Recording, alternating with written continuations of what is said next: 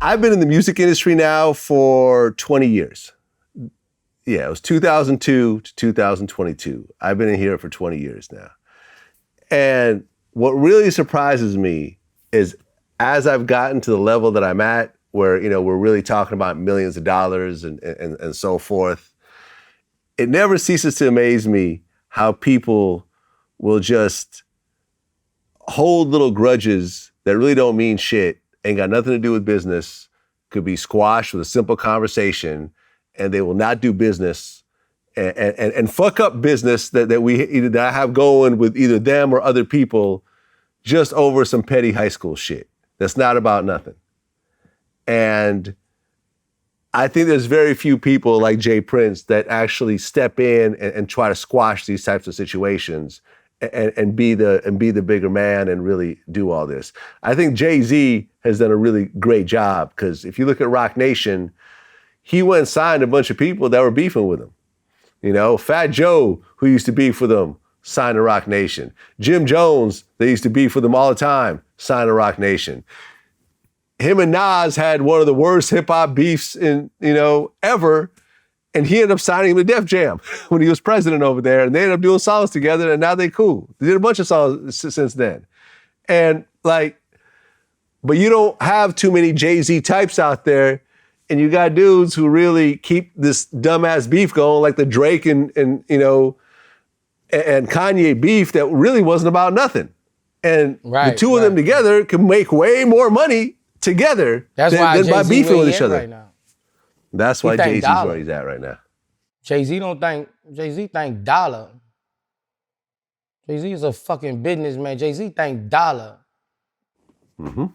Nigga, you ain't shoot at me. Nigga, you ain't kill my kid. You said a few balls we had. I think that nigga think dollar. That's why he at where he at right now.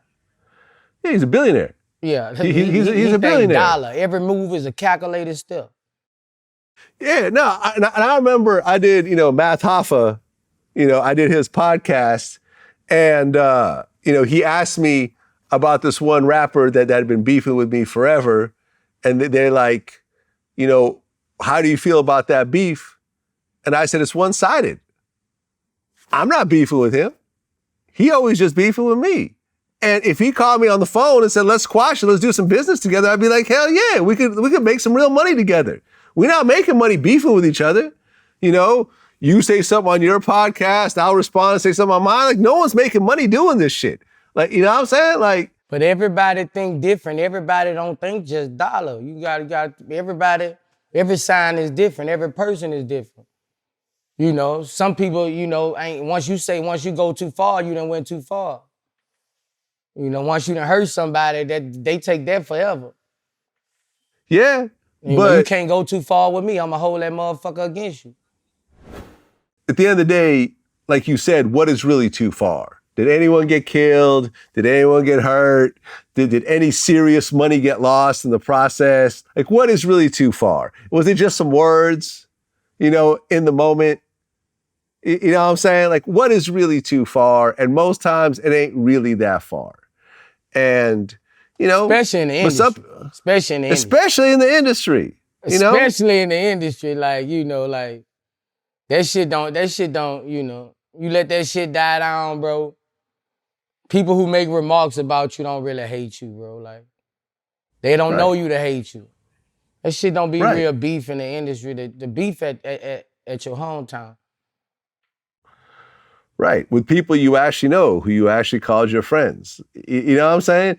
And yeah, in any industry people, and I've said this, man, like whoever got a problem with me, I will take their call. And we could have a conversation, and you'll see that it's one-sided. And especially, and if you're doing well, I can help you do better. Because what I do on the YouTube side, nobody has done. You know what I mean? I'm the triple OG of the hip hop YouTube shit. I've got more, we have the biggest hip hop YouTube channel in the space, right? That's not bragging, it's just the reality of the numbers. So with that being the main platform, I don't know why you would fuck up your own money to just try to diss me and whatever else, man. Because, you know, like you never beef with nobody. That's what I've always liked about you. You've never done a diss song about a rapper that I know of. I just don't. You know what I'm saying? And you've never gone back and forth, and you've never been on social media going back, beefing, tweeting back and forth with somebody. Like, that to me is lame. And I know whenever I've done it a little bit, I've always regretted it. I've always wished that I just didn't say nothing. And, you know, but like I said, not everyone is about business. Not everyone's about that dollar. I got 16 employees right now. 16 full-time employees with health insurance, with dental, with paid vacations, you know what I'm saying, with motherfucking life insurance and so forth. Like, what I look at is different. A motherfucker who's just hustling by themselves, that's just trying to clout chase or whatever, is not supporting 16 adults. So I just look at shit differently. But, like you said, not everyone thinks the same way. You know? And, you know, and I remember, you know, when I was talking about you on Math Alpha Show, I'm like, yo, Boosie's hustle is different than my hustle. Right. Because, you know, he has kids, you know, he has, you know, a lot of kids that he likes to spoil.